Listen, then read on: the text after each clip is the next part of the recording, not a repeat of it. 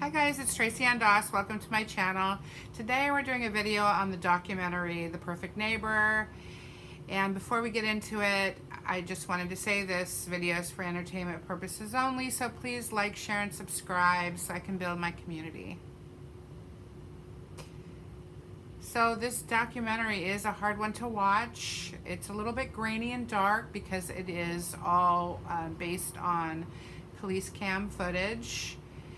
And it's also difficult to watch because it is very raw and very emotional. So this is an unneighborly horror story. It's the story of Susan Lorincz and her disdain for children and for them playing in her neighborhood. She is part of this community, which is actually, with the exception of her, a very close-knit, family-oriented community. The children are playing outside, and they're playing on their bikes and playing tag and football, and they're having fun and they're laughing, and the parents get along. It's just a really great neighborhood to be a part of, unless you're Susan, basically. She is bothered by all of this noise and all of this playing, and she wants it to stop. She continues to yell at these kids and threaten them and confront them, and she just won't let up. So the Marion County police in Florida are notified almost every day, if not every other day, by Susan, complaining of the noise from the playing children in her neighborhood. And they continue to tell her there's nothing wrong with children playing. There's nothing we can do about it. They're not doing anything wrong. And as she continues to complain with no help from the police, she escalates the situation by saying that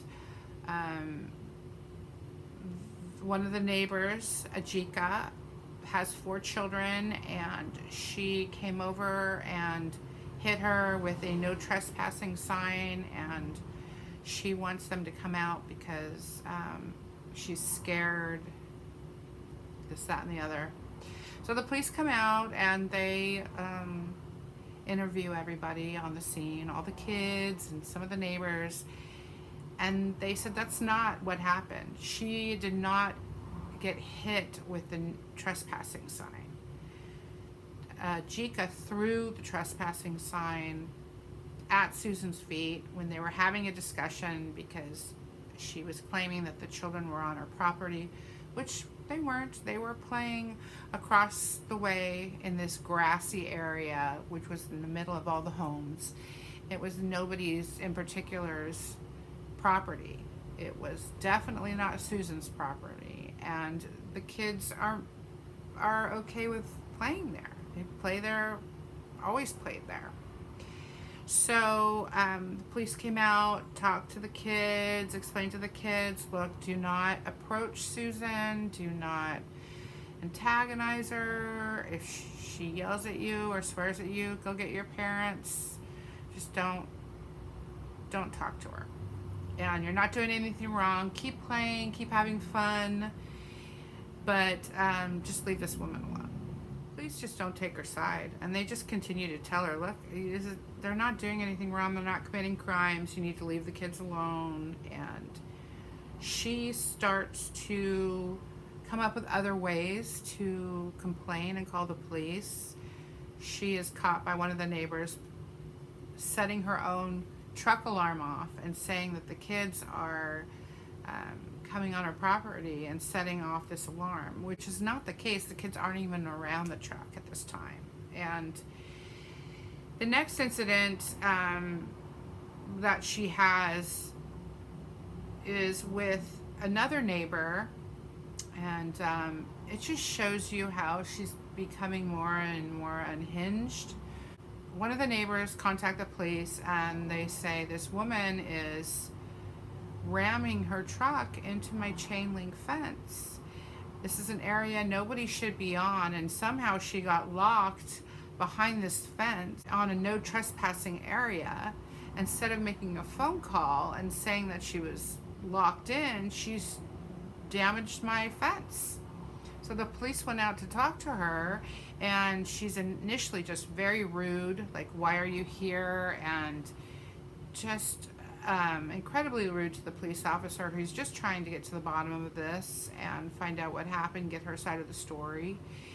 And initially she's like, well, I went out, I guess, and just not being very forthcoming about the situation, and kind of denying that she had anything to do with it until they let her know, we've got your license plate, we've got, you know, video footage, and we know you did this, and the gentleman wants someone to replace his fence, someone to be responsible financially for this. And then all of a sudden it's a sob story. I have PTSD because of an incident that happened to me prior, and I got really scared. And this becomes kind of Susan's go-to excuse in the future for any time she realizes that the police aren't on her side or not believing her story. Then she reverts back to, I'm scared because of something that's happened to me in my life. And it's just not a good enough excuse. I mean, you can't go out and misbehave just because of something that happened once upon a time. So things just start to escalate with Susan, and she does become more and more unhinged. And there's an incident where she starts to film the kids, because she's going into the police department and they're saying, look, we don't have any proof that anything's happened, or if the kids are coming on your property. There's no proof of this. So she starts to videotape them and film them, and then one day she takes Izzy's tablet, and Izzy is one of Ajike's sons that Susan seems to be having the most problems with, and she steals his tablet. And when he goes to get it from her, she throws a roller skate at him. And he goes to tell his brother comes, and she charges his brother with an umbrella.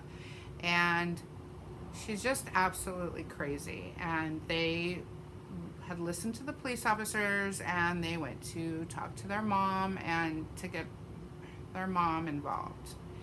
So the mother decides to go over to talk to Susan. Meanwhile, Susan has already called the police with her side of the story, obviously making it like this dire situation where she's scared for her life. Okay, what's going? Take a deep breath for me. Calm down. Oh my God. You said someone tried to break down your door. Is that correct? Yes.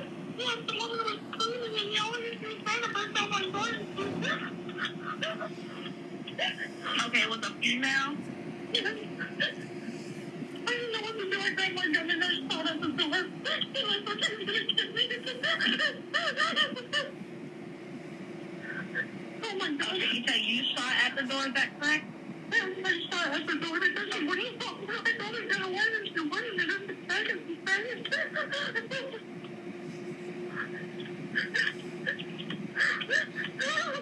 okay, where's your gun now? It's in my bedroom. I didn't know what to do. I was panicking.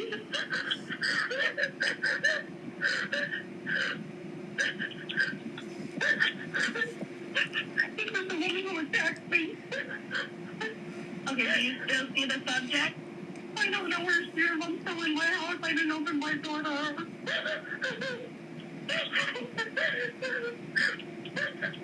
Is it just only you in the home?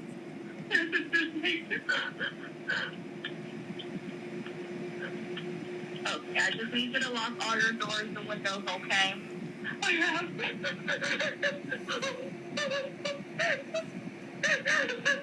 Okay, I'm going to stay on the line until the deputies get there. Okay. They were going to tell me kill me. And did you know her? Yes, she's come after me several times because of her children. Her children keep trespassing over here. They're bothering me and bothering me. They won't stop. Is she a neighbor? Yes. Is told by the police officers to just be calm, that they're on their way over, just don't do anything, just wait. And turns out it was about 2 minutes between the first call and the second call when she tells them, I shot somebody. 2 minutes, you guys. And she clearly didn't listen to them. She didn't wait. And there is video footage of Ajike on her porch right before she walks over to Susan's. And you can hear everything on this ring camera of sorts. And Ajike is very calm. She's on her phone and she's walking over to Susan's place. And you hear the knock on the door, and then immediately you hear the shots.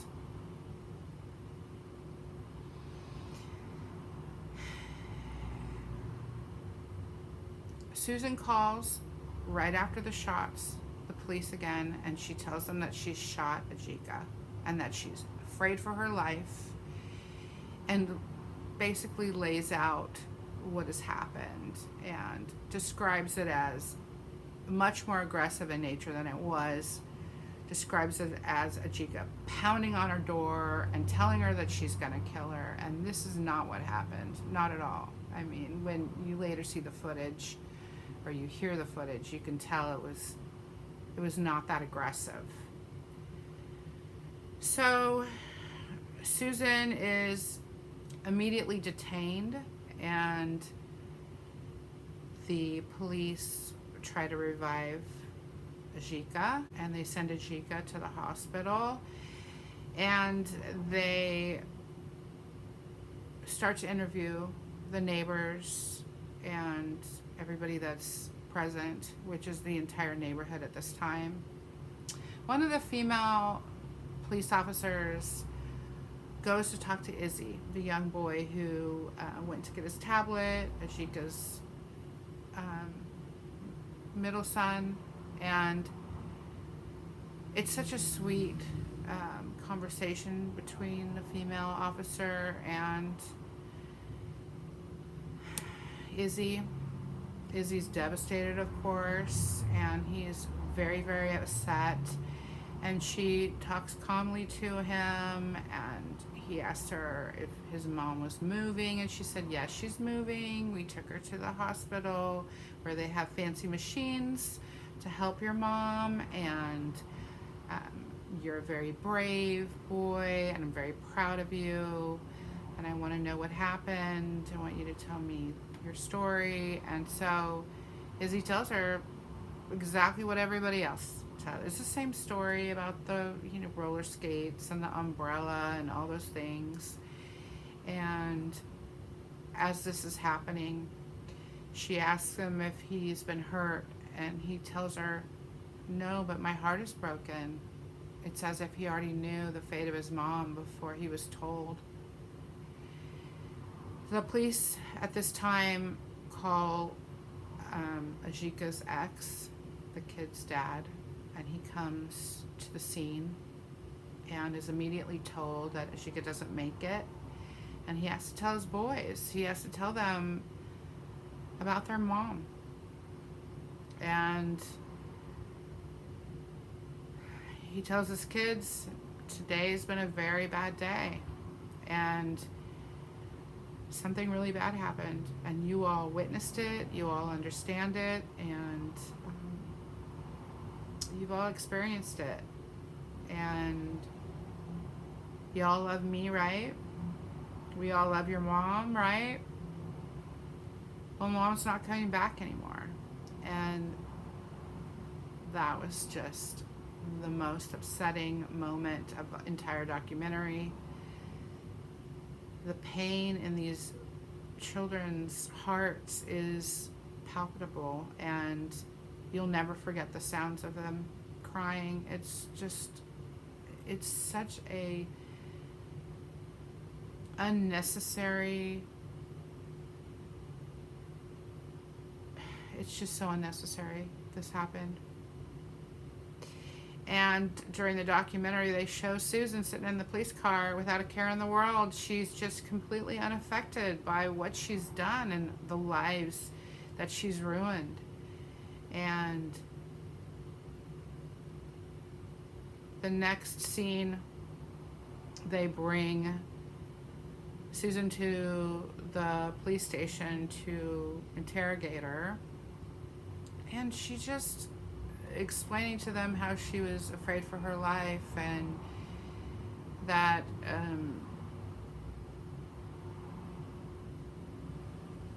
basically it wasn't her fault. It was just she was just defending herself, and she was scared. And they leave her a moment and let her know, if you want to write a note to the family that you've destroyed, please do, because you're not going to have an opportunity one-on-one to talk to this family. So if you want to say something to them, there's a pad and paper. Go ahead and do that.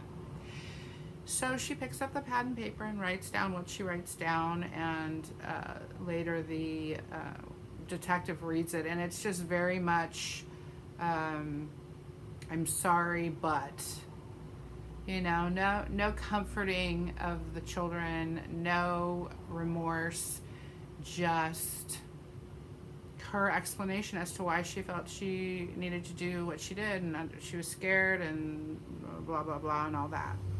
I mean, that was her moment to at least show some kind of remorse for the situation, but she just couldn't do it. So they let her go back to her apartment and get things from the apartment and go stay at a hotel, and the community is shocked. They're up in arms. They're like, why are you letting this woman out? If it was any of us, we would be in jail. And Billy Woods, the sheriff, said, we're still looking into the situation. They said, oh, that's fine, investigate, but she should be in jail while you're investigating it. I mean, it's clear that she shot and killed her. So they do their investigation, and they bring her in again to arrest her, but I do believe she thought they were just questioning her again. And they have looked into her computer and seen that she researched the stand your ground laws in Florida. And what it seems in the documentary is she looked at that before she shot her, not after. But she said, oh yeah, I looked at that today, but they could see clearly it was before the incident. And they charged her with manslaughter by use of firearm. Statement, so you understand my actions and my reasoning the night of the shooting. My medical disabilities. I've had 25 knee surgeries on my right knee. I ended up having multiple replacements, and then a catastrophic failure due to an allergy. I went back to having another knee replacement, and I was burned during surgery. And so I had gotten very ill, and my knee literally goes backwards. I had a laminectomy of my lumbar spine from the accident in 2019. I was back-ended at a stoplight, and there was a horrible complication. My dura from my spinal cord actually healed onto my actual spine. So when they went to do the correction, give it a little more space, the dura tore. I was leaking cerebral spinal. On November 25th, 2024, Susan was sentenced to 25 years in prison, which obviously she deserved, and justice was served. But it doesn't bring back their mom, and it doesn't doesn't fix this community. I mean, it just devastated this community. They were so close, and it was just heartbreaking. I hope you like this documentary, even though it was hard to watch, and I hope to see you guys soon. All right, take care. Have a great week. Bye.